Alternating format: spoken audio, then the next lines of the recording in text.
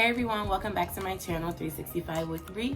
It's your girl Bree here. If you're new to this channel, hit that like and subscribe button. And if you have been listening to me, walking with me, talking with me, blabbing with me on and on, welcome back and let's get started. I think that we should talk about it because it hasn't been talked about, and it sucks. Dating in Hawaii kind of sucks. I've been like wanting to make this video for a while, but I didn't want to come off as like, you know, bitter or mean or just irritated, but it is a little frustrating. So I'm just going to get into a couple of points that I've noticed. This is all from my personal experience being here for 3 years. You know, and nobody talks about it, but it's kind of trash. So I have me some notes right here. So first things first, it is a small island. If you go from one point to this point of the island, it only takes you 2 hours to get around the whole thing. And that is not including traffic. So if you want to include traffic, just add 2 more hours onto that. So it is a really, it is a really small island. The island I live on, Hawaii, is made of 7 islands. The island I stay on is small. And it's a tourist spot, so yes, people are always coming in, which is good, but then people are always leaving, which is like, you know, like, if you meet somebody who's annoying and you want them to go, then you don't have to worry, just ask when their next ship is leaving, you know, they're probably leaving the next day. Everyone knows each other, and you see the same people over and over again, like, everybody. When I used to ride the bus, I could tell you who rode on that bus every day.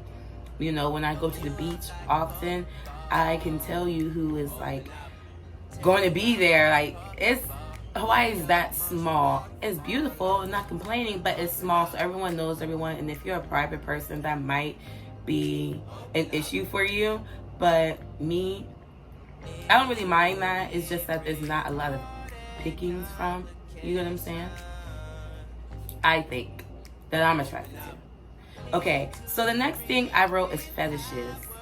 Now, I'm a black girl. I am definitely proud of that. You know, I wouldn't want to be anything else. I am proud. I got 2 black parents.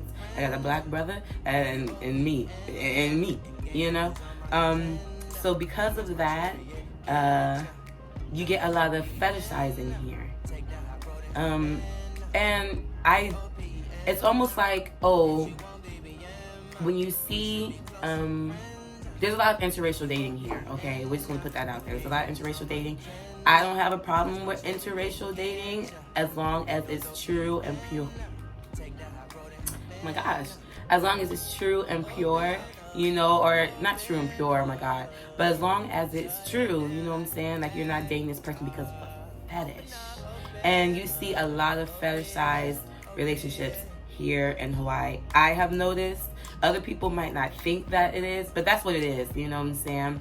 I have friends who, or I know people who date a certain race, you know, just because of what's below the belt. Just because of how the skin looks, just because of what the babies will look like. I have met people who, you know, and this is everywhere, but I don't think that it was so thrown in my face until I moved here, that, you know, especially when you're black, you are fetishized to the ultimate here, to the ultimate. A lot of times, well, we'll get into that, but a lot of times here, that you're not going, I feel like you're not seen as like an actual person. You're more seen as an accessory, being a black girl, trying to date out here.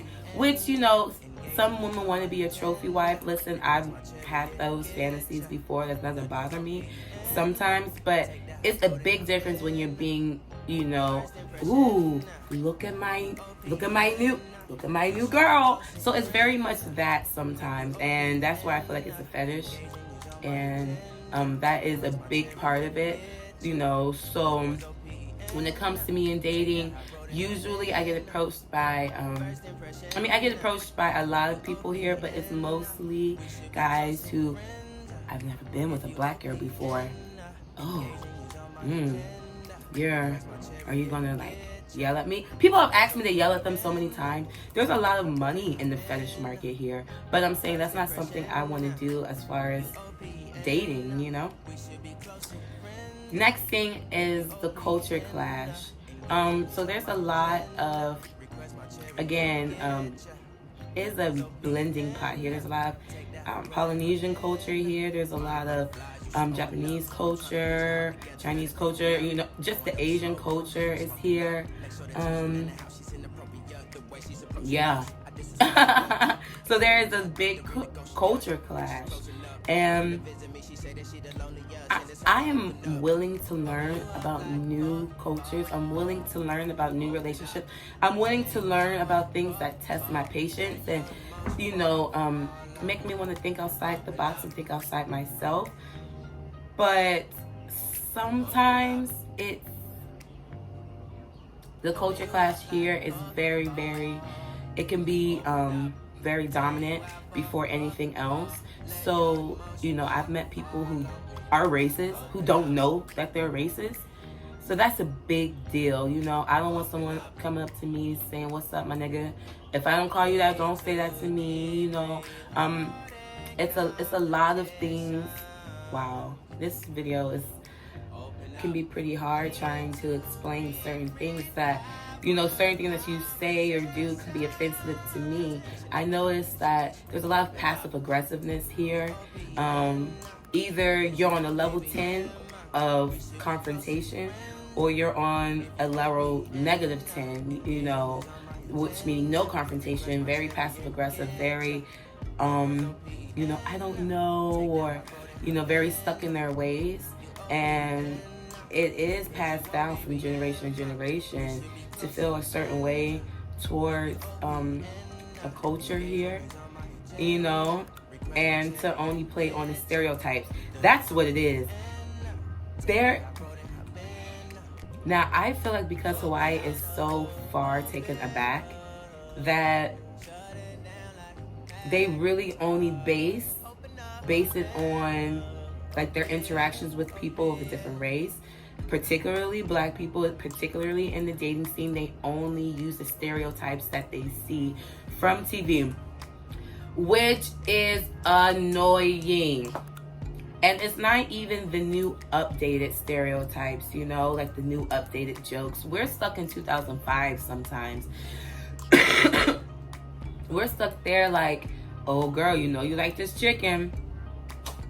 Southern Black. "Oh girl, what flavor is the red Kool-Aid?" Perfect example, I've had people come up to me, you know, at my job, and, you know, the first thing out their mouth is, "Are you Creole?" Or I've had people come up to me and say, you know, or up to my mom and say, "Oh, well, you know, aren't all black men players? Or don't they all cheat? Or you're not gonna slap him in the face or something, are you, girl?" Hold on, sis. Let's calm it down, okay? People, I'm talking about dating, and I know this is going everywhere, but the culture clash, because of they think that what they see on TV is really all that they're going to get. It's really hard when you show them who you are, and you know you're trying to go out and stuff, and they see that you're smart. They see that you have a vast vocabulary. They see that you're, you know, you can do things for yourself. You're not a dummy. They can see that, oh man, this isn't some dumb idiot that you know, whatever. Once they see that, they're just like, oh wow. Then that's when it goes back into the fetish thing. It's just like, look at this accessory I have, you know? So it's almost like a cycle. And those are pretty much the things that you can deal with anywhere else in the world. But this last one is the one that really got me. It's the one that really let me know that I'm somewhere different. And this is when I started to be like, okay, okay, I am somewhere different. I have to act differently, or I have to just, it may be tapped into some old childhood scars or some old, problems that were, you know, buried down deep in me that I had. Being here, you're not seen as, you're not as wanted. Do you get what I'm saying? And this reminds me of when Aisha Curry, remember that big deal that was happening when she was like, her husband goes out and he's wanted by all these women, he's wanted by these men, he's a wanted person. And she says, I feel lonely sometimes and where I don't feel wanted. I resonated with that because being here in Hawaii, listen, I'm from Virginia. I'm from the East Coast. You feel what I'm saying? I moved up and down the East Coast. And I'm a wanted chick.